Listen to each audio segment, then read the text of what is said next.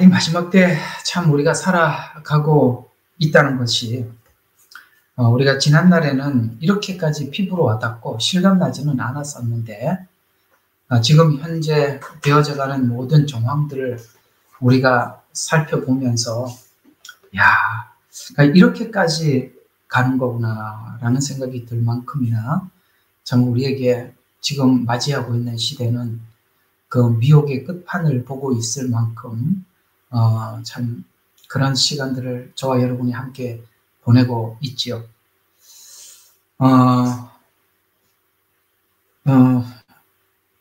이 성경에 보면 이런 말씀을 하고 있습니다. 이 마지막 때 두 가지 특징이 있대요.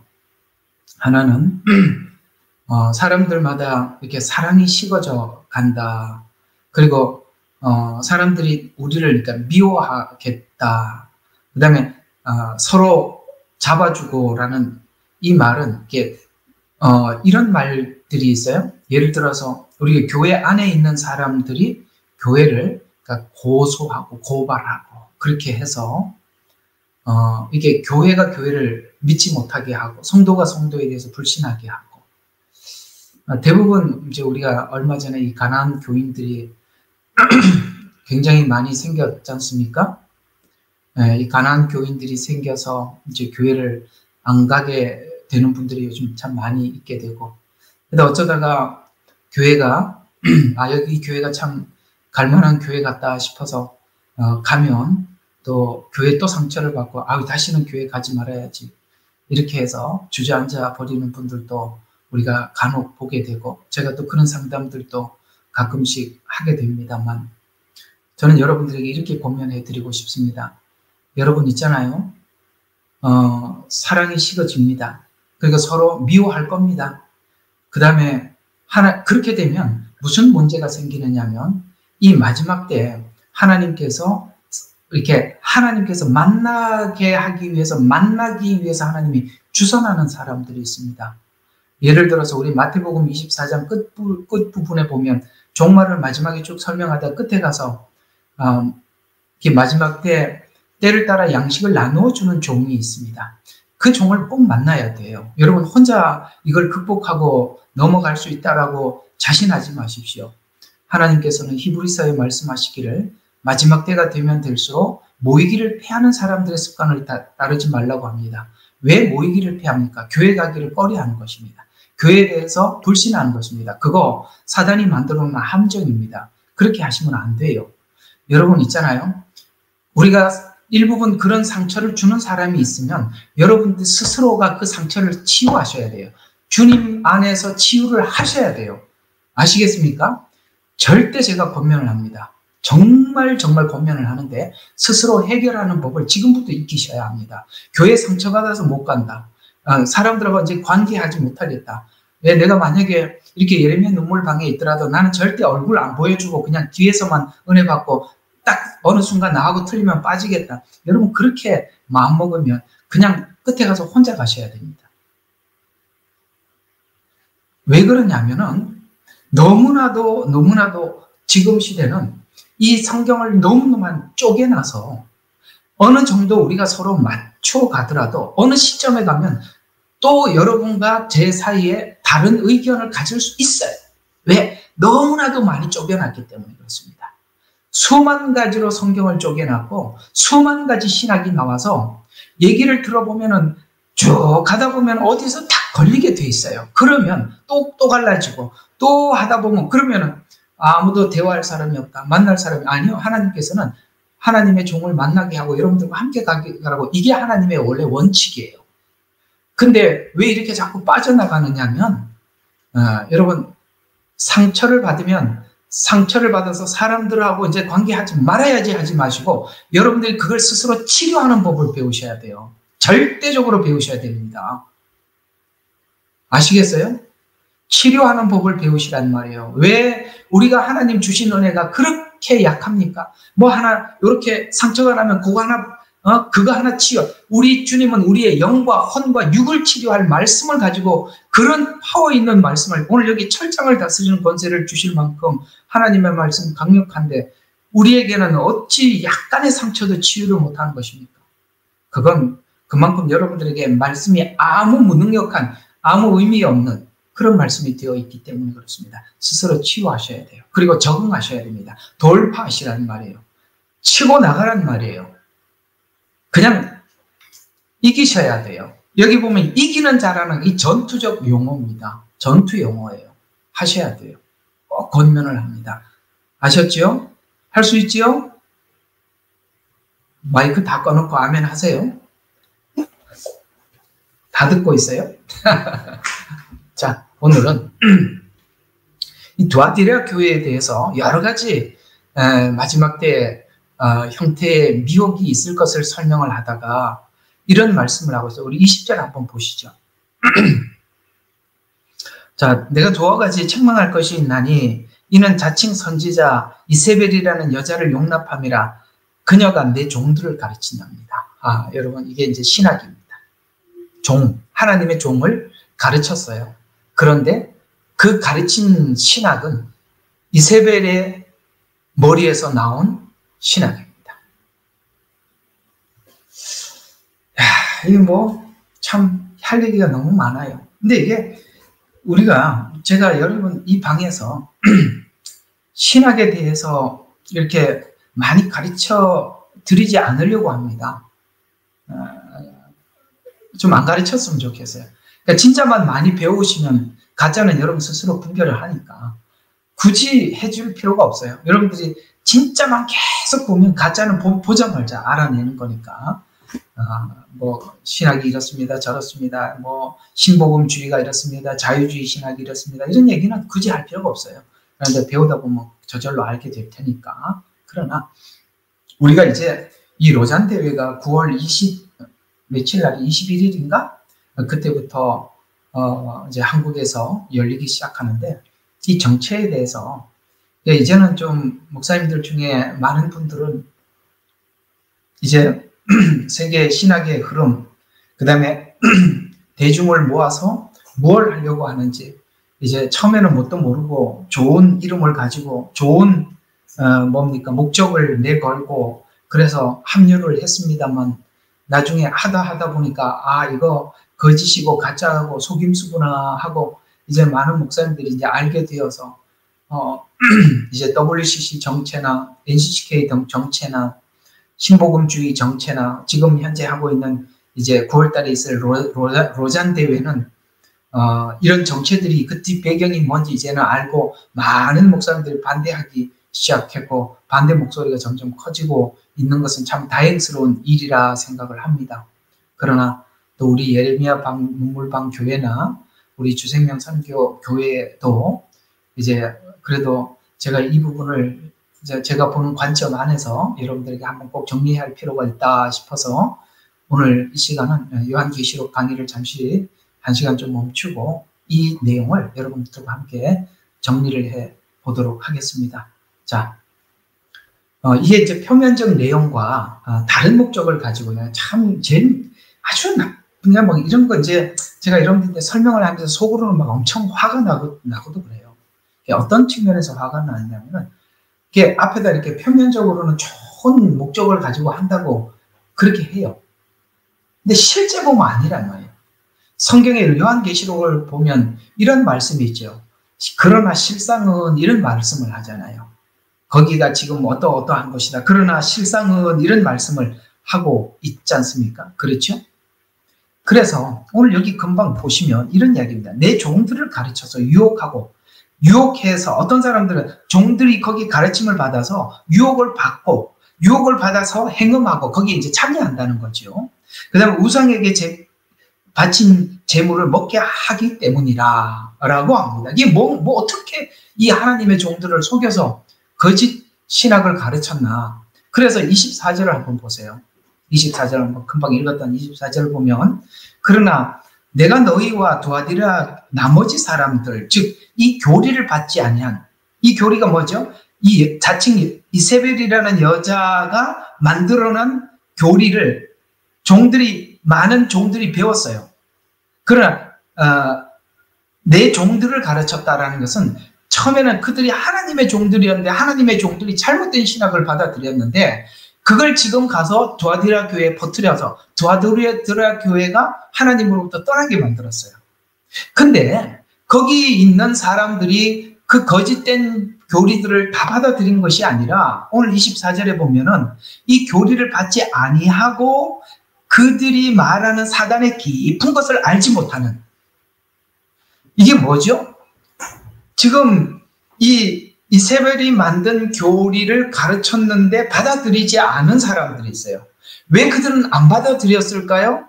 이 교리가 복음과 다르다고 생각을 했기 때문에 안 받아들인 거예요. 그래서 너희들이 그걸 분별하고 안 받아들인 너희들에게는 내가 뭐를 하냐면은 다른 짐을 너희에게 지우지 아니하겠노라. 그러나 너희가 이미 가진 것을, 이게 뭐죠? 처음에 받았던 복음, 이미 받았던 것을 이미 가진 것을 내가 올 때까지 굳게 잡고 가야만 하는 것이 이 마지막 때 우리가 해야 될 일이라는 거예요. 근데 이 초대교회에는 이세벨이라는 한 여자가 하나님의 종들을 신학교에서 거짓 교리를 가르친 이 정도였지만 지금은 너무나도 다양하단 말이에요. 너무나도 다양하다는 거예요. 그러니 우리가, 저와 여러분이 해야 될 책임이 뭐냐면 이 주님께서 처음 주셨던 이 복음을 저는 계속 되새겨서 여러분들에게 전해야 되는 것이고, 여러분들은 처음 받았던 복음을 끝까지 지키려고 하는 이 두 가지, 이 마음이 여러분과 제 사이에서 조금도 변질함이 없이 계속 만나져야 되는 거예요. 이걸 우리가 계속 하게 될 때 주님이 우리에게 다른 짐을 지울 것이 없다라고 말씀하고 있습니다. 여러분 있잖아요. 잘못된 복음을 굳게 믿고 있는 것처럼 정말 그걸 교정하기가 얼마나 어렵겠어요. 차라리 백지가 낫죠. 잘못 알고 있는 것보다 백지가 나요. 그러니 저와 여러분이 오늘 이 받은 복음을 오늘 주님이 우리에게 부탁하신 대로 끝까지 지키고 나가시기를 주의 이름으로 간절히 축원합니다. 이걸 다 이기면 뭐 한다고요? 민족을 다스리는 권세를 준다. 27절에는 철장으로 다스리는 권세를 준다. 이게 뭐예요? 천년왕국에 들어간다는 얘기예요. 우리 천년왕국에 썼던 용어들이지 않습니까? 자, 어쨌든 오늘 이야기는 안 하니까 한번 보도록 하죠. 자, 표면적으로는 표면적 내용과 다른 목적을 가진 로잔대회. 로잔대회는 이미 종교통합이, 이 로잔대회 이전에 있었던 종교통합이 있었죠. WCC, NCCK라는 이런 단체가 있었습니다. 그래서 이거는 분명히 우리가 이제 다 드러났죠. 이건 종교통합 운동입니다. 그렇죠? 종교통합 운동이 으로 시작된 것입니다. 자, 그런데 이 주최 측에서는 이렇게 이야기를 합니다. 이제는 우리가 WCC와 NCCK를 반대하고 있는, 이게 종교통합 운동이니까 그걸 반대했던 우리들을 향해서 이렇게 얘기를 했어요. 아니다. 우리는 WCC와 NCCK와 다른 선상에서 출발한 것이다. 라고 그렇게 자꾸 해명을 해요. 거기가 함정이에요. 아닙니다. 그래서 화가 나요. 이 나쁜 사람들이에요. 같은 사람들이 진행을 하고 있으면서 마치 자기들은 전혀 다른 사람인 것처럼 이렇게 계속 이야기를 하는 거예요. 저는 여러분 이 대회장이 누군 줄 아시죠? 정말 그분 그럴 줄은 몰랐어요. 네? 왜 그런지 모르겠어요. 왜? 저 정말 왜 그런지 모르겠어요. 왜 그런지 좀 묻고 싶어요. 실상은 이 연장선상에 있는 운동입니다. WCC는 우리가 알고 있는 대로 세계교회 연합회죠. 1948년에 설립된 에큐메니칼 교회 연합기구로서 전 세계의 다양한 기독교 교단들이 연합해서 이런 슬로건을 내걸었어요. 협력과 일치. 이걸 이제 협력하자, 일치. 이런 추구하는 목적을 가지고 WCC가 출범하게 되지요. WCC는 초교파적으로 이런 이야기를 합니다. 사회 정의, 평화, 인권 문제 등에 대한 적극적인 목소리를 내야 한다, 교회가. 이게 함정이에요. 이게 함정입니다.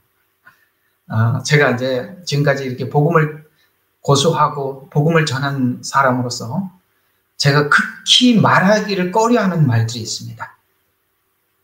몇 가지가 있어요. 첫 번째, 정치와 관련된 이야기. 왜? 정치 이야기를 딱 꺼내는 순간 모든 사람들의 관심 안에 이 정치에 대한 각자 개념, 자, 한번 봅시다. 제가 이제 여러분에게 물을 테니까 제가 묻는데 속으로 대답 좀 해보세요. 여러분들의 평상시에 성경을 묵상을 많이 하십니까? 아니면 돌아가는 세상이 어떻게 돌아가나? 요즘 어떻게 표가 어떻게 되나? 요즘 어떻게 그 666표 이런 준비가 어디까지 됐나? 자, 정치나 그런 걸 많이 보세요? 아니면 성경 묵상하는데 시간을 다 보내세요? 그런 거 1절 안 보고. 여러분, 어떤 거 많이 보세요? 아마도 여러분들이 성경 묵상하는 것보다 다른데 많이 할 겁니다. 그렇게 되게 돼 있어요. 왜냐하면 그쪽에 관심을 갖기 시작하면 그쪽에 계속 보게 돼 있어요.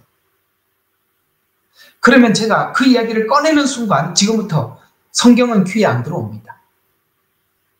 이게 무슨 이야기입니까? 우리가 복음을 쭉 지켜나가려면은 이 복음 안에서 계속 포커스를 맞춰서 다른 데 시선을 돌리면 안 돼. 다른 데 시선을 돌리는 순간 그다음부터 성경을 묵상하고 기도하고 이런 생활이 딱 끊어집니다. 종말에 관심이 많아. 맨날 종말에 대한 유튜브만 봐. 그러면 제가 복음에 대한 설교를 할 때 듣습니까? 맨날 그런 것만 뒤지고 보는 거예요. 제가 그걸 진짜 피부로 와닿게 경험한 사람이에요. 제가 이 종말과 관련된 제목을 딱 올리잖아요. 평상시보다 5배, 6배 더 많이 봐요. 근데 로마서 요즘 잘 안 듣더라고요. 그게 그런 거예요. 뭘 이야기하는지 아시겠죠? 그래서 제가 일부러 그 얘기를 안 한 거예요. 그냥 김 집사님이 잘 해주니까 그런 이야기들은 그냥 김 집사님 하는 걸로 충분한 거예요. 안 하면 좋은 거예요. 그런 겁니다. 자, 제가 왜 그 얘기를 했냐면 WCC가 이렇게 얘기해서 사회 정의, 평화, 인권 문제 이게 다 정치와 사회, 내가 살아가는 지금 삶과 굉장히 밀접한 관련이 있는 거예요.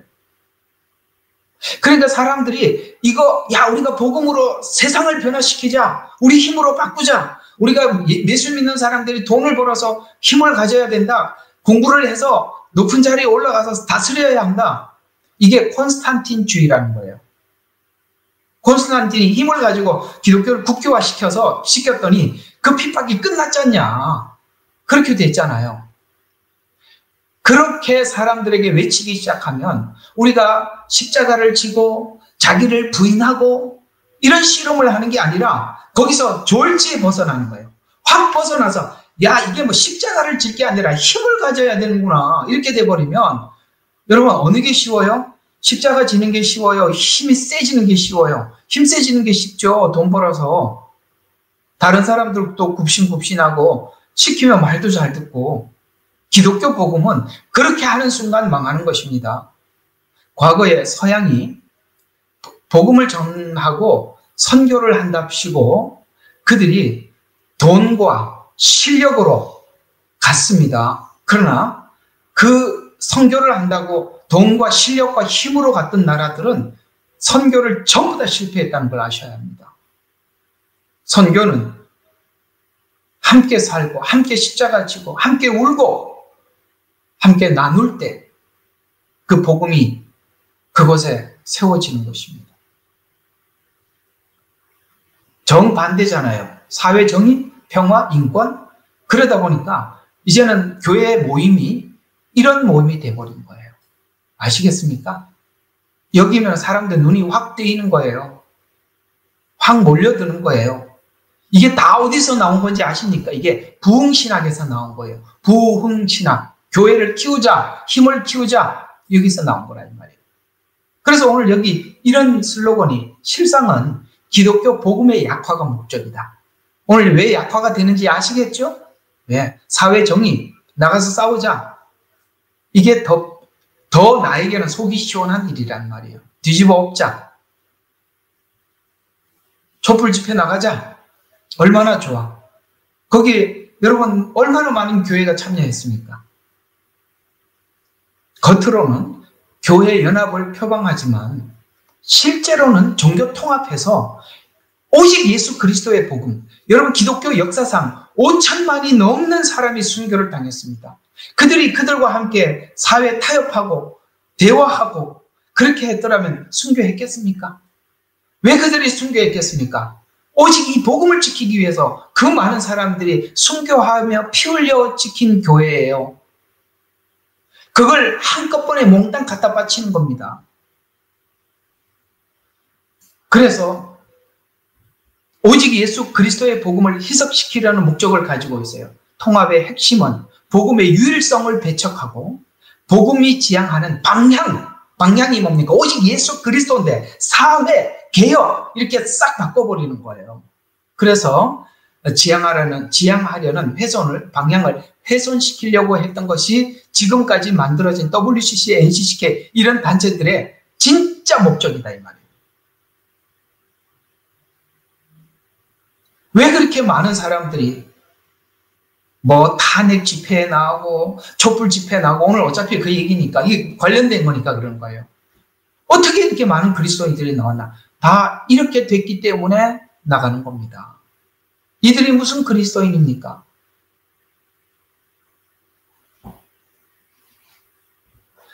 또 다른 목적, 기도, 복음을 정치적으로 사실 이용하기 위해서 이렇게 이들이 주장한 것입니다. 어차피 오늘은 이 정치와 관련이 있으니까 그런 부분과 함께 묶어서 말씀을 좀 드리도록 하겠습니다. 사회 정의, 평화, 인권이 세상의 빛과 소금이 되어야 한다는 논리를 세상의 빛과 소금이 자기를 부인하고 자기 십자가를 지면서 세상의 빛이 되라고 그랬는데 사회 정의, 평화, 인권 이런 걸 가지고 세상의 빛이 되래요. 복음을 모르는 사람들은 이 말 얼마나 좋아하겠어요. 그래서 이런 논리로 복음을 이념화시키는 거예요. 여러분, 복음을 이념화시키는 거예요. 무섭죠? 그들이 가지고 있는 복음은 복음이 아니라 어떤 이념에 잠식된 이념이 되어버렸다 이 말이에요. 이념. 무섭죠? 그렇게 될 수 있습니다. 복음으로 이념화가 일어난 후 실제 사회운동에 참여하는 교회가 이 일로 많이 일어났어요. 순수한 복음을 전하는 자들과 오늘 우리 같은 이런 사람들과 오늘 여기 로잔 대회를 한다, 교회에서 한다 그러면 우리도 같이 도와줘야 되는데 왜 충돌이 일어납니까? 이런 속이 보이니까. 다른 목적을 가지고 한다는 걸 보이니까 이 진짜 복음을 지키려고 하는 우리들과는 충돌이 일어날 수밖에 없는 거예요. 어떻게 동조할 수가 있습니까? 전혀 동조할 수 없는 일이죠. 그래서 이런 충돌이 결국은 이런 신학이 사상이 돼서 꼭 이념이 되어서 사회주의, 전체주의, 공산주의 사고래요. 이해가 갑니까? 전부 다 이렇게 전체주의 이런 방향으로 흘러가는 것입니다. 예. 그냥 여러분들이 이까지 이야기도 들으시려나 모르겠습니다만 민주당하고 국민의힘은 이거는 자유우파도 아니고 그래요. 근데 민주당 국회의원들의 사고를 보십시오. 그게 전체주의적 사고입니다. 딱 떨어집니다. 정확합니다. 네, 이번에 장로님 한 분이 이제 대통령이 임명하기 위해서 인권위인가 거기에 안창호 그분이 장로님이세요. 그래서 질문을 하는 걸 쭉 들어보세요. 전부 다 완전 전체주의적 사고를 가지고 있지 않습니까? 어쨌든 그런 것도 여러분들이 이렇게 보면서 이 전체주의적 사고구나 저런 게 그냥 참고 삼아 알아두십시오. 그것도 이렇게 알고 보면 여러분들이 참 큰 도움이 되시리라 생각합니다. 자, 어쨌든 계속 봅시다. 자, 이들이 주장하고 있는 종교 통합으로 설득했던 것이 뭐냐면은 만일 기독교가 이렇게 이야기하는 거예요. 만약에 기독교가 타 교회와 타 종교와 대화를 했다면 충돌하지도 않았을 것이고 순교하지도 않았을 것이다. 더 나아가서 그들을 구원할 수 있었을 것이다. 자, 와, 이거 엄청 괜찮아 보이죠? 대화를 시도했더라면.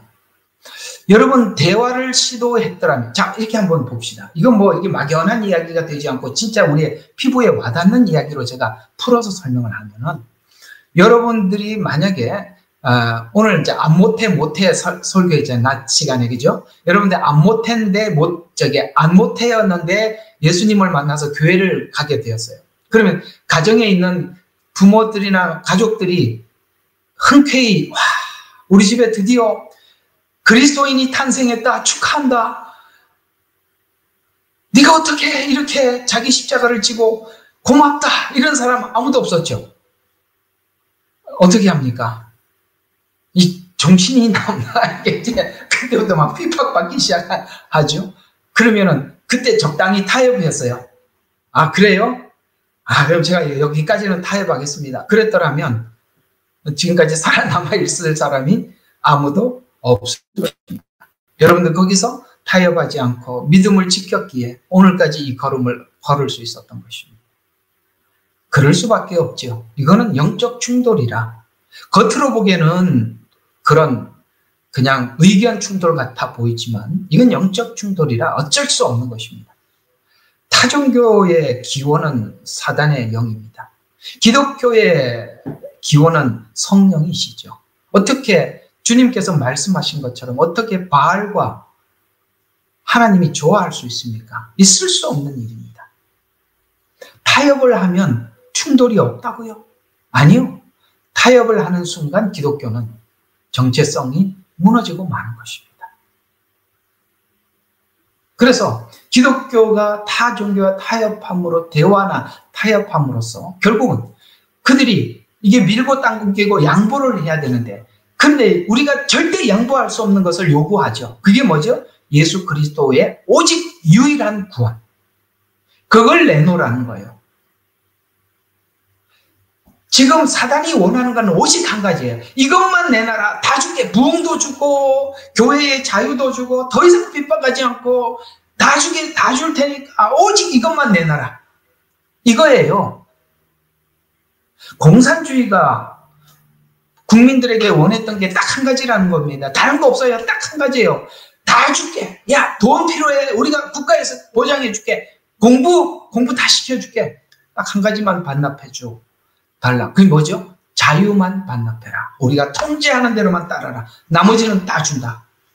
그거예요.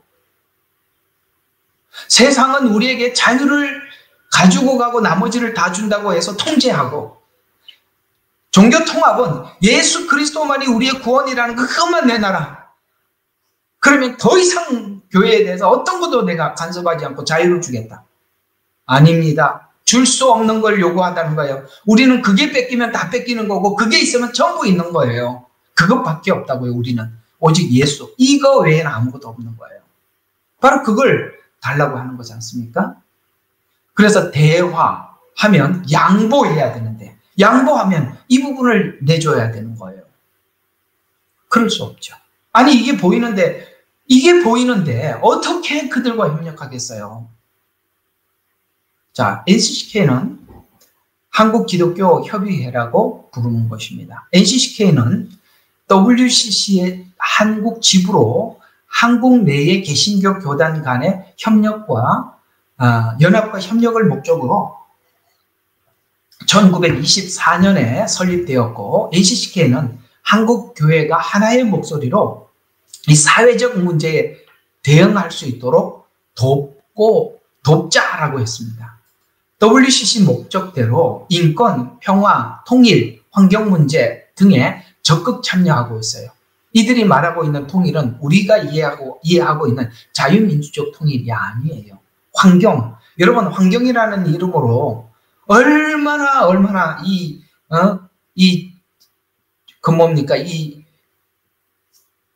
전체주의적 사고를 가진 공산주의적 사고를 가진 사람들이 환경이라는 이름으로 다 묶여 있잖아요. 그렇게 이게 적극적으로 참여하고 있어요. 그래서 인권, 그 다음에 평화, 통일 이런 것들이 뭐죠? 인권, 이래갖고 노동해방신학, 이런 게 나온 거예요. 사회를 개혁하자는 거예요. 사회를 개혁하자는 거예요. 그 사회개혁의 대상이 누구냐면은, 옛날로 말하면 지주고, 지금은 그 어떤, 뭡니까, 이럴 때 뭐 생각이 안 나네. 오너들이겠죠. 우리나라의 기업의 오너들이겠죠. 예, 그런 거지죠. 이런 거 다 공산신학에서 나온 거지 않습니까? 인권. 그래서 노동신학, 그 다음에 여성해방신학. 여성해방신학이 나오면서부터 이혼율은 매우 높아졌습니다. 통일, 이런 것들, 환경, 다 이런 것들이 다 이런 데서 나온 것입니다. 자유주의 신학 안에서 WCC, NCCK가 형성되게 되고 그렇게 됩니다. 왜 그런지 저 뒤에 쭉 나오니까 봅시다. 이들이 가지고 있는 신학적 관점, 입장은 어떤 것이냐. NCCK 역시 종교 간의 대화와 협력을 중요시하고, 아까 WCC하고 비슷하죠? 에큐메니칼 운동에 참여하고 있어요. NCCK의 신학적 입장은 WCC와 유사하며 종교 간의 화해와 공존을 지향하는 겁니다. 우리가 할 수 없는 것들이죠. 자유를 달라. 예수님만 내 나라 다 줄 테니까 화해할 수 없는 것이죠. 양보할 수 없는 것입니다. 그래서 진보 신학, 자유주의 신학자들이 WCC와 NCCK로 자신들의 신학과 보수 신학과 영납시켜서, 그러니까 이게 이제 우리 이제 들통이 났단 말이야. 이렇게 위장해갖고 들어왔는데 나중에 보니까 캔버라에서 여기 WCC가 열렸을 때 그 한국에 있는 여교수가 여기 와서 막 무슨 춤이죠? 그건 무당 같은 춤을 추고 막 기도도 보니까 예수 이름으로 기도하는 게 아니면 그리슬렘 이름으로 막 기도한다고 막 이상한 나들통이 나버렸어요. 그러니까 대화하고 양보하다 보니까 그렇게 되더라는 거죠. 그렇게 됐는데 그게 들통이 나니까 WCC와 NCCK의 정체가 드러나니까 보수 신학과 연합시켜서 우리 같은, 그러니까 처음에 이 보수 신학이 순수했단 말이에요. 그래서 여러분 예수님께서 이렇게 말씀하시는 거예요. 너희는 비둘기처럼 순결해야 된다. 이 복음을 그대로 잘 가지고 있어야 된다. 그러나 이 복음을 뺏기 위해서 오는 사람들에게는 정말 뱀처럼 지혜로워야 한다. 이 두 가지를 다 가지고 있어야 돼요. 순수하면 당하는 거예요. 그 순수함을 지키기 위해서 지혜가 있어야 되는 거예요. 뱀처럼 지혜로워야 되는 것입니다. 그래서 이 사람들이 이제 진보 신학이고 자유주의 신학이라는 것을 딱 들통이 나니까 이렇게 그냥 복음만 전해서 사람들이 누가 교회에 오겠어. 우리가 사회에 직접 그 문제에 직접 뛰어들어가서 그들의 어려운 이야기를 들어주고 우리가 가서 빵을 나눠주고 도와주고 이렇게 해서 교회를 부흥시켜야 된다. 그렇지 않으면 교회가 점점 소멸돼 간다. 라고 말을 하니까 교회 부흥이 목적으로 목회하는 사람들이 전부 다 몰려간 거예요. 교회 부흥을 목적으로 하는 사람들은 대략 큰 교회를 하는 분들이십니다. 큰 교회를 하다 보면 그 교회 성도들이 그 숫자를 계속 유지해야 그 교회가 유지돼요. 건물도 지었죠. 은행에다가 매번 이게 아직도 빚을 갚아야지요. 그 다음에 교회 안에 프로그램 돌려야지요. 월급 줘야지요. 건물 유지비 있지요. 밖에 나가면 그래도 큰 교회 목사인데 밥 얻어먹을 수는 없잖아요. 돈 쓸 데가 많다고요. 그럼 사람이 많아야 될 거 아닙니까? 이게 부흥신학이에요. 부흥신학 때문에 상황신학이라는 게 나온 거예요. 상황에 맞춰야 된다. 상황에 맞추려고 하니까 성경이 맞춰주질 않아. 상황에 맞추려고 하니까. 그래서 성경도 그 상황의 시대의 상황에 맞게 해석해야 된다까지 간 거예요. 지 마음대로 부흥을 위해서 성경을 짜집게 한 거예요. 그래서 상황신학이 나온 거예요. 그래서 이 사람들이 이걸 세탁하기 위해서 나온 게 WCC, NCCK. 그러니까 이제 딱 WCC, NCCK 정체가 드러나자 전혀 다른 곳에서 출발하고 다른 곳에서 시작한 것 같이 살짝 등장한 게 로잔 대회입니다. 이제 로잔 대회가 이렇게 등장한 거예요. 지금까지 여기에 대해서 사람들이 워낙 반대가 거세니까 봐라, 출발 자체가 다르고 목적이 다르다라고 하는데, 정말 이게 뭐라 그러죠? 이렇게 이렇게 눈만 가리고 아웅하는 격이죠. 우리가 그걸 모릅니까? 여기 참여하고 이걸 주도하는 세력들이 대부분이 다 WCC, NCCK 했던 사람들이 여기에 그대로 참여하고 있는데, 참, 나 정말 사람을 정말 기만하는 거예요, 이건. 자, 그래서 이 로잔 대회를 알려면 필연적으로 알아야 될 사람이 있습니다. 빌리 그라함입니다. 자, 이 빌리 그라함에 대해서 우리가 알아야 됩니다. 원래는 이 빌리 그레햄은 신복음주의자예요. 신복음주의가 WEA인데, 이게 신복음주의가 진짜 문제가 많습니다. 그러니까 신복음주의는 저번에 내가 한번 신복음주의에 대해 자세히는 설명은 안 했지만 간략하게 한번 지나간 적이 있어요. 어쨌든 그 배경에 대해서는 오늘 그 얘기는 안 하려고 하니까, 어쨌든 요거 로잔대에만 좀 초점을 놓치지 말아 보도록 하죠. 근데 이게 이제 신복음주의 이런 게 이제 출발은 했는데, 이게 사람들한테 먹혀 들어가지 않는 거예요. 먹혀 들어가지 않는데, 이걸 여기에 날개를 달게 하기 위해서 이 빌리 그라함을 이게 이렇게 이 신복음주의자들이 빌리 그라함을 이렇게 앞세운 거예요. 빌리 그라함은 워낙 유명하니까. 여러분, 처음에 우리는 이제 알 수는 없어요. 주님만이 아시는 일이겠지만, 빌리 그레햄이 처음부터 이런 걸 계획하고 의도하고 시작했느냐, 그건 우리가 알 수 없어요. 그러나 중간에 그가 분명히 변질된 거는 분명한 거예요. 자, 그러면 한번 봅시다. 빌리 그레햄에 어떤 문제가 있느냐. 자, 로잔 대회를 만든 사람이 누구인가? 그 사람은 1974년에 빌리 그레햄과 존 스토트, 이 사람도 우리가 굉장히 둘을 잘 봐야 돼요. 그래서 이들이 바로 신복음 지도자들이 주도했어요. 그러면 이 빌리 그레햄 목사가 앞에는 정말 우리가 그때 막 열심히 진짜 순수한 복음을 외쳤는지, 그건 하나님하고 우리 더 이상 거기 논평은 하지 맙시다. 괜히 더 선을 넘을 수 있으니까. 그러나 여기에 들어가고 난 이후에 그가 어떻게 변질됐는지 쭉 그런 행보들에 대한 이야기가 있습니다. 자, 그러면 이거 쭉 내려가서 이렇게 이야기합니다. 그는 천주교 대학에서 명예학위를 받았어요. 저는 만약에 천주교에서 명예학인지 학장자리 다 아무 필요 없습니다. 왜 우리 기독교에서 가장 큰 적은 저는 천주교라고 봅니다.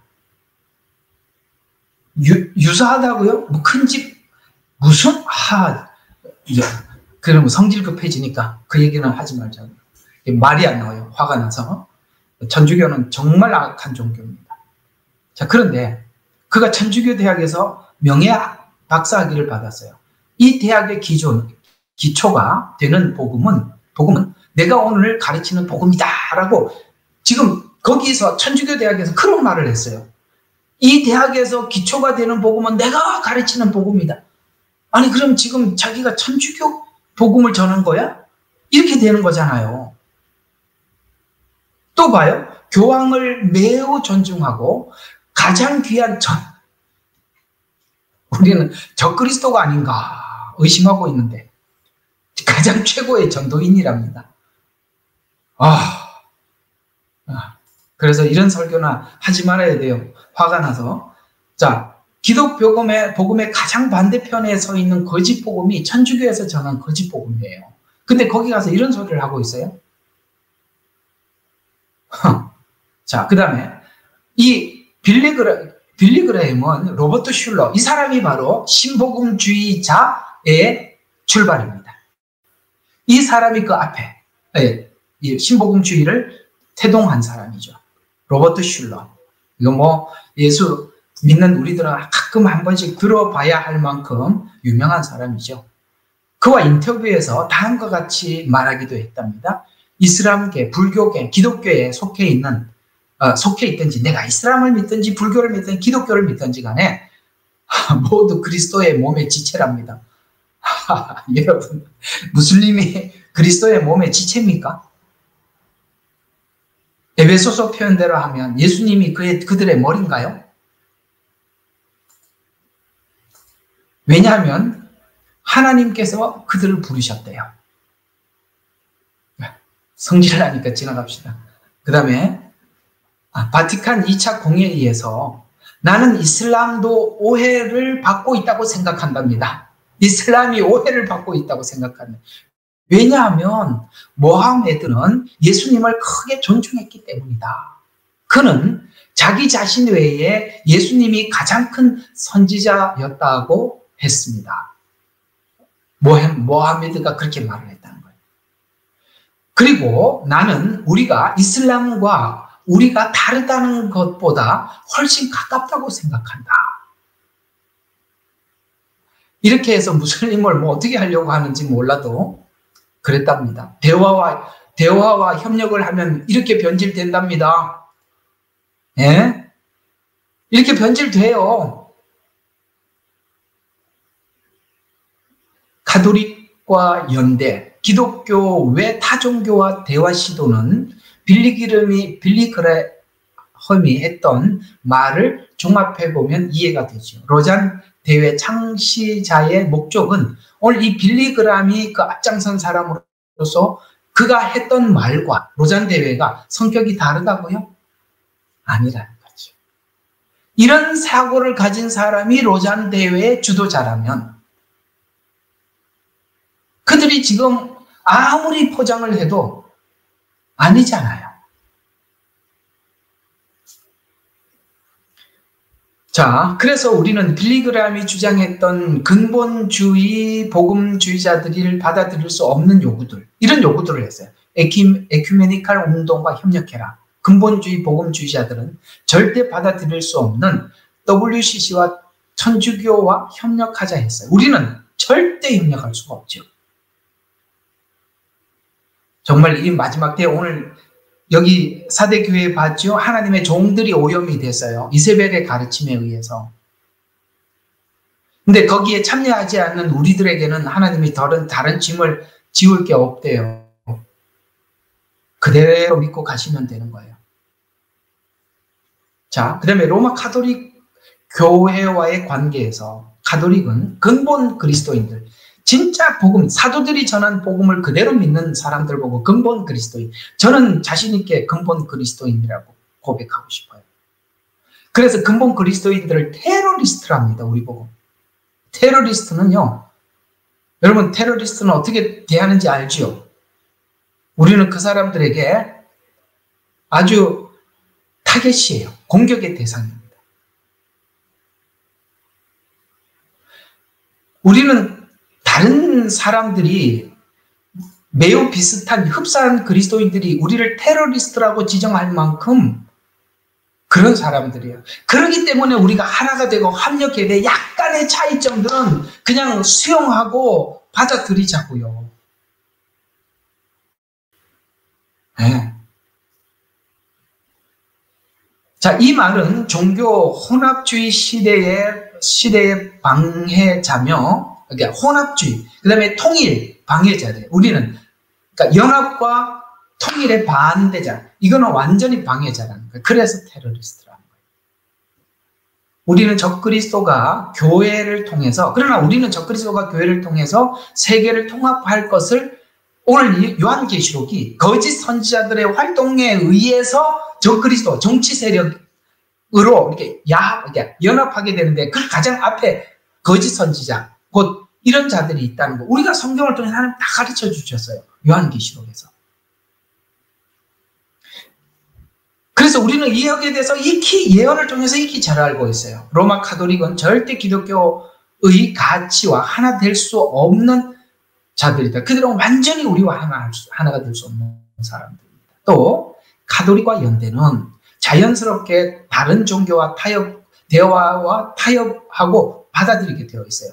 거기에 가장 주도하는 앞장선 세력이 누구냐? 교황이에요. 모든 종교 통합에 가장 앞장서 있는 사람이에요. 빌리그램은 다른 종교에 대한 존중하고, 다른 종교는 존중하고 대화 협력을 강조하지만 이 문제는 타 종교에도 구원이 있다고 주장을 합리화시켜 사실은 뭘 하고 해? 우리 기독교인들이 배교를 주장하는 것입니다. 정말 이것이 배교라고 봅니다. 또 지옥에 대한 지옥과 구원에 대한 발언에 대해서 이런 발언을 했어요. 그가 생애 후반부에 가서 설교와 인터뷰에서 볼 수 있듯이 지옥에 대한 경고나 예수 그리스도를 통한 구원의 유일성을 이런 복음을 전하기보다는 하나님이 심판 대신 사랑과 은혜를 베풀 것이다. 하나님의 공의는 사라졌어요. 하나님의 사랑이라는 그 말과 은혜라는 말로 심판 대신 모두에게 하나님의 은혜를 베풀 것이다. 라고 이런 발언을 자꾸 부각을 시켜서 결국 예수 그리스도를 믿지 않는 사람들까지 또 그들에게도 하나님이 긍휼을 이게 자유주의 신학에서 아주 강하게 작용하는 거예요. 하나님의 공의는 심판이에요. 사랑은 구원이에요. 그래서 구원을 크게 만들어서 공의를 이렇게 사라지게 만들어요. 하나님이 심판이라는 말을 빼버리죠. 그렇게 해서 하나님 만민 구원론 이렇게 해갖고 만민이 다 구원을 받는데요. 여러분 만민이 구원을 받아요? 믿는 자가 구원을 받아요? 여러분들이 속으로 이렇게 대답하셔야 돼요. 아니 목사님 그걸 질문이라고 하십니까? 이렇게 대답해 주세요. 그걸 질문이라고 합니까? 만민이 구원받습니까? 아니지 않습니까? 자, 그 다음에 공개적인 정치 참여와 도덕적 타협에 대해서 말을 했는데 이런 모임을 주도했던 세력들이 자연스럽게 로잔대회에 그대로 참여하고 있어요. 앞에 있는 이런 것을 주장했던 사람들이 로잔대회에 그대로 참여하고 있어요. 이것이 바로 세탁했다는 가장 분명한 증거입니다. 자, 그 다음에 거기에 함께 동조했던 존 스토트 목사, 아까 둘이라 그랬어요. 누구죠? 빌리그람이 현장에서 설교로 사람들을 끌어모았어요. 그러나 이 존 스토트는 신학을 정립했어요. 그런 차원에서 우리 여러분 종교 개혁을 할 때 루터는 현장에서, 칼빈은 신학으로 똑같은 형태예요. 자, 그렇게 보면 그는 어떤 성향의 신학자인가 봅시다. 첫 번째, 지옥과 영원한 형벌에 대한 그의 주장과 입장은 이렇습니다. 지옥과 영원한 형벌에 대해서 전통적이고 보수적인 신앙, 우리의 입장과 다르게 그는 지옥에서는 영원한 고통보다는 하나님께서 지옥 간 자들을 멸절시킨다는 거예요. 그래서 이렇게 표현하고 있어요. 이는 구원받지 못한 자들이 영원한 형벌을 받기보다는 존재 자체가 소멸된대요. 그럼 소멸될 것 같으면 아이고 지옥 예수 안 믿고 천국 안 가고 그냥 안 믿고 말지 나 그냥 내 마음대로 살래. 맞지요? 왜? 지옥 가면 영원히 소멸돼 버리는데.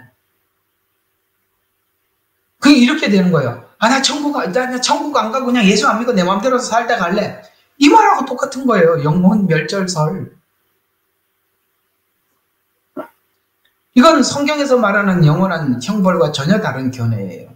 멸절설의 문제는 죄의 심각성. 그러니까 죄를 짓는 데서 자유를 주는 거죠. 나 이 마음대로 죄 짓고 살다가 천국 가면 너 착하게 살다 천국 갈래? 그럼 넌 그렇게 살면 나는 보이지도 않는 하나님 믿지도 못하겠고 그냥 내 마음대로 살다 갈란다. 지옥 만약에 보내면 나 그냥 지옥에서 영혼이 멸절되고 마는데 괜찮아. 그 무슨 상관이 있어? 이렇게 되는 거죠. 그 얘기 아닙니까 지금? 자, 그 다음에 그가 복음 전파 곧 이 복음은 사회적 책임을 지기 위해서는 타종교와 협력해야 한다 했고 이 주장은 복음의 기조를 무너뜨리고 종교다원주의를 자연스럽게 지향하기를. 우리 아까 제가 설명한 그 내용 그대로입니다. 그 다음에 사회적 책임과 총체적 복음을 강조했어요. 로잔 대회의 목적이 복음 전파와 함께 사회적 책임을 다하라는 거예요. 그것을 강조하면서 복음이 영혼 구원에 국한되지 말고 사회 정의, 빈곤 퇴치, 인권 보호 활동을 포함해야 한다. 이것을 보고 총체적 복음이라고 부르는 것입니다. 최근에 요즘 최재형, 이제 이름이 생각났습니다. 그 최재형 목사라는 사람이 그 미국 시민권을 가지고 있고 북한에 갔다 오고 여러 번 사진도 찍고 그래갖고 요즘 국회 누구죠? 김건희 여사 무슨 명품백인가? 그걸 전달해 준 것 때문에 국회에 와서 증인으로 서서 이야기를 할 때 이제 국회의원들이 막 이렇게 질문한 거예요. 오늘 막 어차피 그런 이야기 들으니까 정치 이야기는 오늘 하루는 합시다. 그래서 물었어요. 목사님 맞습니까? 이렇게 이제 어떤 여국회의원이 물었습니다. 목사가 어떻게 그럴 수 있습니까? 뭐 이렇게 쭉 이야기를 거짓말을 할 수 있습니까? 뭐 그렇게 목사님은 원래 교회에서 영혼들을 위해서 수고하고 영혼 구원을 해야 되는 거 아닙니까?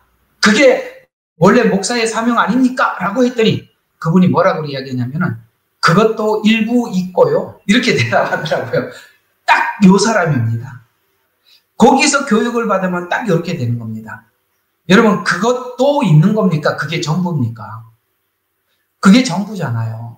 이 사람이 이해하고 있는 구원은 사회 구원이에요.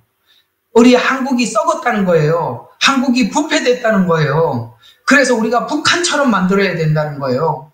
그 일을 위해서 윤석열이를 뭐라 그러죠? 그 중간에 나가는 거? 탄핵시켜야 되게. 그러려고 이걸 명품백을 만든 거예요. 여러분 이렇게 교육받은 한 모델을 보고 있는 겁니다. 이렇게 된다니까요.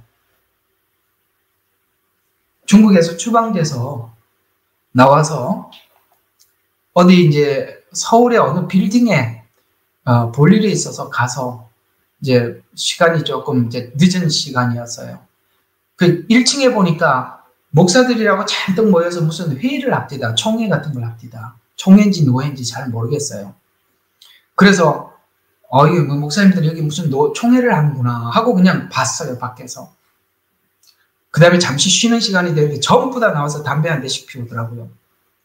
깜짝 놀랐죠. 야, 여기는 담배 피우는 목사들만 모였구나. 다들 그냥 아무렇지도 않아요.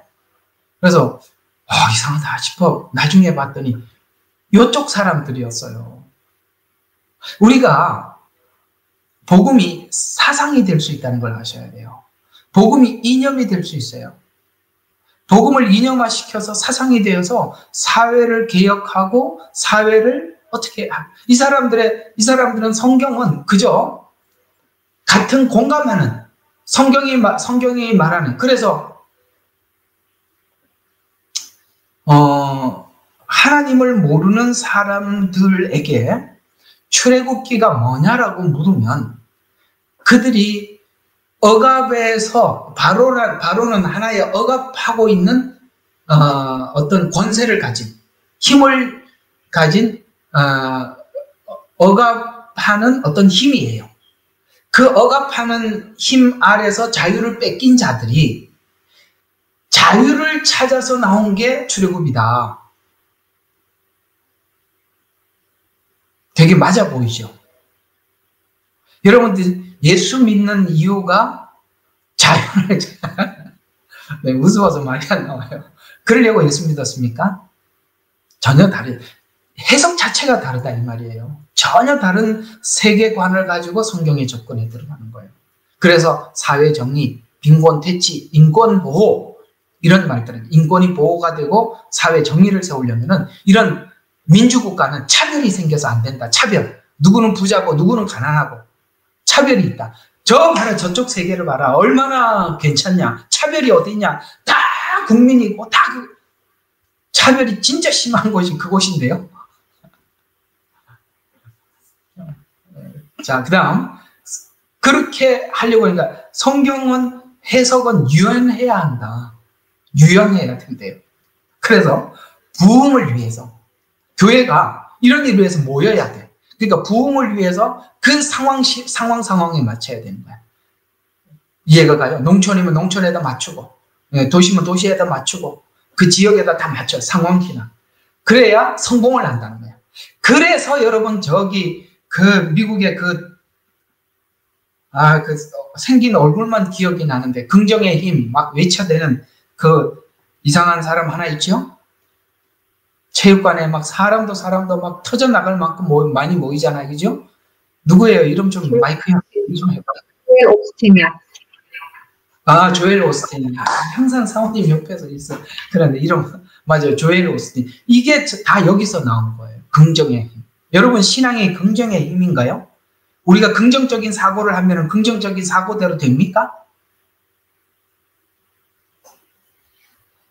그래서 이 존 스토트는 성경 해석에 있어서 유연한 접근을 취했고, 이것이 바로 자유주의 신학이라고 하는 것입니다. 자기 주장에 맞는 해석을 만들어 내놓기 위해서 유연하게 해석해라라는 뜻이 되는 것입니다.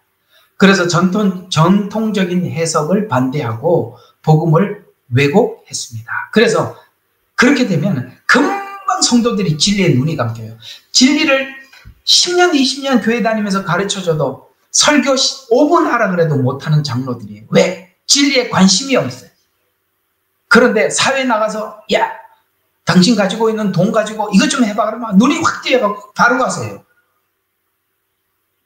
진리는요, 하나님을 향한 진심이 없으면 아무리 가르쳐도 귀에 들어오질 않는데, 이런 것들은요, 한 번만 이야기하면 바로 고쳐버려요.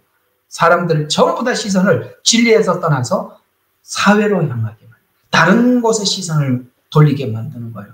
그게 지금 한순간에 교회가 눈이 그쪽으로 다 돌아가 버린 겁니다. 얼마나 많이 돌아갔는지 몰라요. 자, 그래서 우리 빌리 그레이엄과 존 스타트는 로잔도 대회에서 어떻게 하냐, 역할을 분담했어요. 서로 역할을 분담했을 뿐이에요.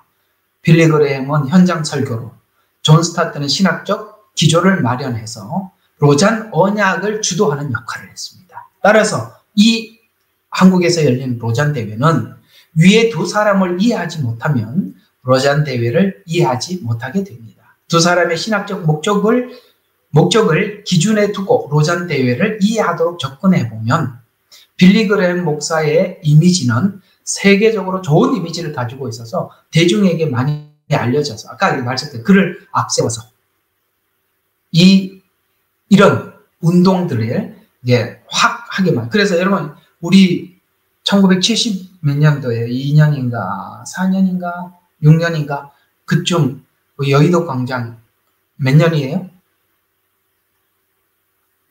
예. 하여튼 그쯤 76년인가 아마 그쯤일 거예요. 그때 여의도 광장에서 우리 100만 성도 집회 뭐 이렇게 하고 그걸 지금도 추억하고 있는데, 그 추억하기에는 너무나도 이 빌리 그레이엄 목사가 너무 변질되었어요.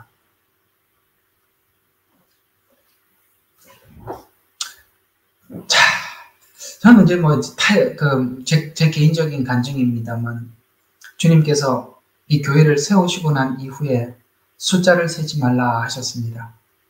통장이 얼마인지 살피지 마라. 그래도 저는 가끔씩 살핍니다. 혹시 부족하지 않나? 뭐 채워넣어야 될 게 있지 않나? 뭐 나갈 거는 없나? 그래서 살펴야죠. 그렇지만 거기 매이지는 않습니다. 살피기는 하지만. 두 번째, 교인들 숫자 세지 말라.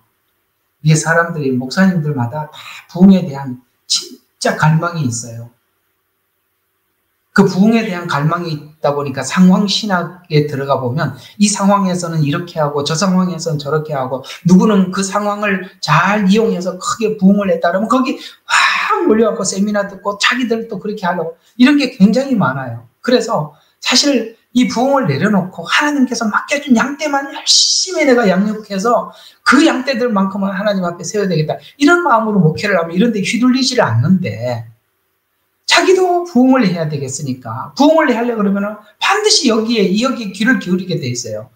여러분, 사단이요, 어떻게 해야 사람들 넘어뜨리는지 잘 알기 때문에 이 쓰는 이 술수는 너무나도 사람들이 나인데 딱 맞춘 걸 딱 맞춰갖고 딱 갖다 주는 거예요. 요렇게 하면 성공한다 하고 딱 갖다 주니까 그냥 바로 받아버리죠. 그걸 내려놔야 오늘 이런 거짓된 이런 데 휘둘리지 않는 것입니다. 그래서 동조할 수밖에 없는 상황으로 몰고 가서, 그래서 누구는 하나님께서, 자, 이런 얘기죠. 사단은 이 빌리 그레이엄이라는 한 인물에 대한 영향력을 너무나도 잘 알고 있었기 때문에 그 영향력 있는 사람, 그 영향력에 대해서 하나님이 내려놓으라 그러면은 항상 그게 있어야 돼요. 제가 신학교 다닐 때 어떤 교수님이 실천신학 교수님이셨는데 그때는 정말 그게 이해가 안 갔어요. 근데 그게 얼마나 깊은 이야기인지 알겠어요. 근데 그 얘기를 들었을 때 누구도 어떤 신학생도 그 말을 수용하지 못했을 거예요. 저도 정말 그래야만 하는가 이런 생각이 들었던 한마디가 있었어요. 여러분, 목사는 떠날 준비를 하고 죽을 준비를 하고 세 가지 준비를 하라고 그랬는데 하여튼 그게 아주 마음속 깊이 남았어요. 죽을 준비를 하세요. 무슨 말이냐. 하나님이 거기다 개척을 시키고 거기다가 양떼들을 붙여주면 그 양떼들과 함께 그 교회에서 죽을 준비를 해라. 죽을 때까지 해라. 거기서 죽어라. 그러나 죽을 준비를 하고 죽으라고 하고 있는데 하나님이 떠나라 그러면 떠나래. 아, 그게 얼마나 둘이 안 맞아. 죽을 준비를 하고 갔는데 떠나라니. 실제 저도 그런 마음으로 했던데 2번 떠났거든요.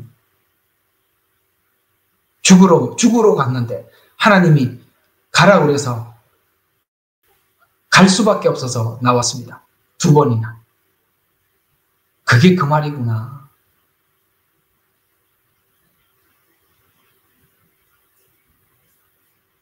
정말 정신 바짝 차리고 해야 돼요. 내 생각대로 하는 게 아니에요.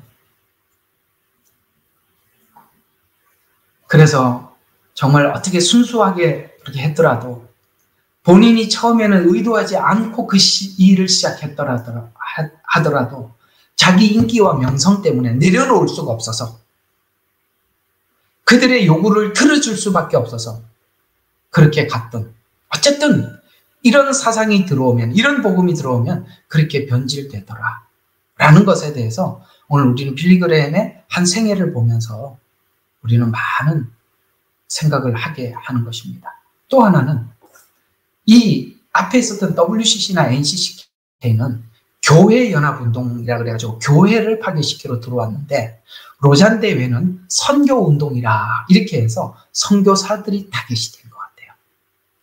제가 보는 관점이 그래요. 이번에 선교 단체들마다 흥분해 있습니다. 선교가 안 됐거든요. 실패했거든요. 너무 전전긍긍하고 있는 이 상황에 로잔 대회를 함으로써 야, 우리가 지금 가서 복음만 들고 와서 죽으라고 고생해도 안 되더라. 거기서 우리가 사회에 침투하고 사회에 참여해서 그들과 함께 뒹굴고 그렇게 갔는데 그 방법을 상황신학이라는 방식으로 가르쳐 주니 야, 우리가 뭔가 선교에 새로운 획을 긋는 게 아닌가 이렇게 해서 선교사들이 마음이 들떠 있어요. 그나마 그래도 선교사들이 복음을 지키고 있었어요. 유지하고 있었다고요. 이제 이 선교사들마저도 그저 선교지 부흥 이런 대로 함몰이 되기 시작하면 야, 정말 이게 앞으로 어떻게 될지 저는 모르겠습니다. 그냥 저는 제 길을 가겠습니다만 보여지는 이런 모든 정황들을 봤을 때 우리가 위기가 아닐 수 없습니다. 아유, 이제 뭐 조금 더 남았는데, 종합적인 결론만 합시다. 뭐 더 해봐야. 좀 그 얘기가 그 얘기 같은데요. 자, 우리가 살아가고 있는 이 마지막 때는 분명한 건, 이 배교의 시간은 확실합니다. 성경에 분명히 말했죠. 먼저 배교가 일어나지 않고는 주님이 오시지 않는다고. 그 전에 반드시 배교는 있을 것이라고 우리에게 예고하셨습니다. 배교는 개인이지요. 우리 개개인이 배교하는 거지만 배교하도록 사단은 교묘한 위장술로 몰아가고 있습니다. 공감하시지요? 너무나도 방법이 다양해졌어요. 그렇게 몰아가고 있습니다. 이 몰아가는 데 있어서 오늘 이 두아디라 교회에 하시는 경고를 잘 받아들여야 합니다. 여기에 나머지 사람들은 이 교리를 받지 아니하고 라고 했습니다. 우리는 순수한 복음을 보아야 하고 가져야 하며 마지막까지 지켜야 합니다. 그래서 25절 보니까 이미 가진 것을 내가 올 때까지 굳게 잡고 있어라. 이렇게 부탁하고 있다는 것이죠. 그래서 이 배교하도록 몰아가기 위해서 자유주의 신학이 등장함으로써 이게 바로 저는 이게 오늘 여기 이세벨이라는 여자가 이 신학을 만들어서 낸 것처럼 이 자유주의 신학은 모든 악한 신학의 아주 어머니와 같은 근본이라고 봅니다. 이 자유주의 신학이 등장하게 되어서 이 자유주의 신학 안에서 이렇게 파생된, 이렇게 막 여러 군데로 이 파생된 것이 진보 신학, 그 다음에 노동 해방 신학, 그래서 노동자여 해방하라, 여성 해방 신학, 대체 신학, 이런 것들이 다 자유주의 신학이다. 그 다음에 동성애 운동, 이런 것들이 나온 것입니다. 신학이라는 내용을 만들어서 성경을 붙여넣기 한 거예요. 붙여넣기. 성경은 보조수단입니다. 혁명을 위해서 성경은 보조수단으로 쓰는 거예요. 여러분, 북한의 탈북자들이 예수 믿고 충격받은 게 뭐냐면 그들이 불렀던 모든 김일성이를 부르는 찬양이 찬송가에 다 나오더라는 거예요. 예? 찬송가에 하나님 이름 빼고 거기다 김일성이만 딱 집어넣더라는 거예요. 자기가 알고 있는 찬상을 여기서 부르고 있더라는 거예요. 붙여넣기 했다는 거예요. 붙여넣기. 그래서 말은 해석이라고, 성경 해석이라고 하지만 실제는 신학을 정해놓고 성경을 붙여넣기 하는 것입니다. 하나님은 우리가 가지고 있는 복음에서 이걸 빼앗아요. 내가 곧 길이요 진리요 생명이요. 나를 통하지 않고는 아버지께로 갈 자가 없다고 했는데 뭐라고 했습니까? 빌리그람이. 하나님은 무슬림과 아주 가깝다. 지금 얼마 전에 갔으니 지금 어디가 있을지 모르겠습니다. 이걸 지금 평생 했던 이걸 말이라고 하고 있습니까? 그 다음에 고린도후서에서는 우상과 섬기는 자가 무슨 교제가 있느냐라고 말씀하셨어요. 기독교 신자들은 비기독교 신앙과 깊은 관계를 맺는 것에 대해서 성경은 경고하고 있습니다. 또 갈라디아서에서는 바울은 다른 복음을 전하는 자가 있더라도 그것을 받아들이지 마라. 그는 다른 영에서 나온 것이다. 그가 말하는 예수는 다른 예수다. 이렇게 말씀하고 있지 않습니까? 지금은 이렇게 되는 것 같아요. 근본주의와 그 다음에 이 자유주의에서 나온 신복음주의가 이렇게 파이팅주의예요. 싸우는 주의. 성경은 어떻게 예언하느냐? 이런 신복음주의자는 다수가 될 것이고 근본주의, 진짜 복음을 가진 사람들은 소수가 되어서 그걸 보고 남은 자라. 너희가 핍박을 받게 될 것이다. 사람들이 너희를, 저기 자유주의 신학자들이 근본주의적인 이 신앙을 가진 너희를 죽는데 내어준다는 거예요. 우리를 딴 사람들이 그런 게 아니라 그 사람들이 우리를 죽음에다 내어줄 거예요. 각오하셔야 돼요. 우리가 거기에서 우리가 부인하지 않고 살아남아야 되는데 우리 교회 안에 있는 작은 문제들, 조금 마음 상하고 이런 것 때문에 여러분들이 그걸 여러분 스스로 해결하는 능력을 지금 갖지 못하면 뭘 하겠습니까? 속을 넓히세요. 복음으로 여러분의 그릇을 키워야 하는 것입니다. 스스로 면역을 만들어 가셔야 되는 거예요. 혼자 삭히고 울어서 준비하셔야 돼요. 너그러워지셔야 돼요. 자, 오늘은 여러분들과 함께 로잔 대회 뒤쪽에 숨어있는 음모에 대해서 여러분들과 함께 나누어 보았습니다. 이 일에 많은 선교단체, 대형교회가 앞장서서 이 일을 하고 있습니다. 대형교회는 그 교회만의 영향력이 아니라 그 대형교회 목회자가 함께 영향을 받는 타교회 많은 사람들이 함께 있다는 것도 아셔야 되는 것입니다. 지금은 이렇게 집단 배교 시대가 우리 앞에 와 있습니다.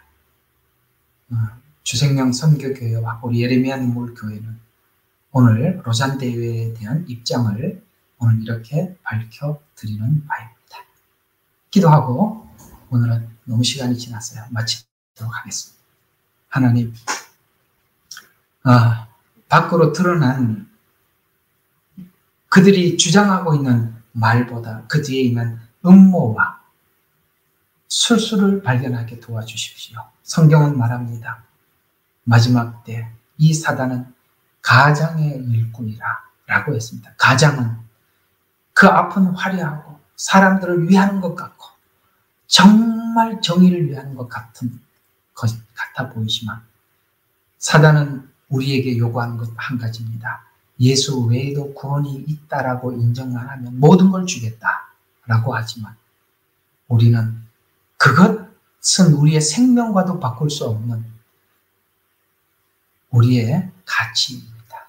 주님, 이것 때문에 우리가 순교를 당할 수도 있을 것입니다. 그럼에도 불구하고 우리는 믿습니다. 주님이 우리를 기다리고 계시노. 그러기에 우리가 아버지 하나님 타협하지 않고 믿음으로 하나님 앞에 나갈 수 있도록 도와주십시오. 작고 사소한 충돌은 우리 안에서 있는 작고 사소한 충돌은 너그럽게 받아들이고 이해할 수 있는 너그러움을 주시옵소서. 행여나 하나님께서 만나고자 하는 만남조차 이를까 합니다. 우리가 하나가 되고 연합되어서 아버지 하나님 서로가 서로를 위하고 격려해 주며 주님 오시는 그날까지 우리의 믿음을 지켜나가게 도와주시옵소서. 우리를 구원하신 예수 그리스도 이름으로 기도합니다. 아멘. 우리는 역사상 가장 중요한 시점을 지나고 있습니다. 하나님께서는 하나님의 일을 하시기 전에 사람을 준비시키셨음을 우리가 알고 있습니다. 하나님 말씀은 마지막 때에 대추수, 대부흥의 때가 있다고 분명히 예언하고 있습니다. 아멘. 하나님의 말씀이 그대로 성취될 것을 믿습니다. 예레미야 눈물은 잠자는 교회와 영혼을 깨우기 위해 노력하고 있습니다. 이 가슴 뛰는 일에 함께 하길 원하시는 분은 카카오 채널로 연락 주시기 바랍니다. 당신은 위대한 하나님의 사람입니다.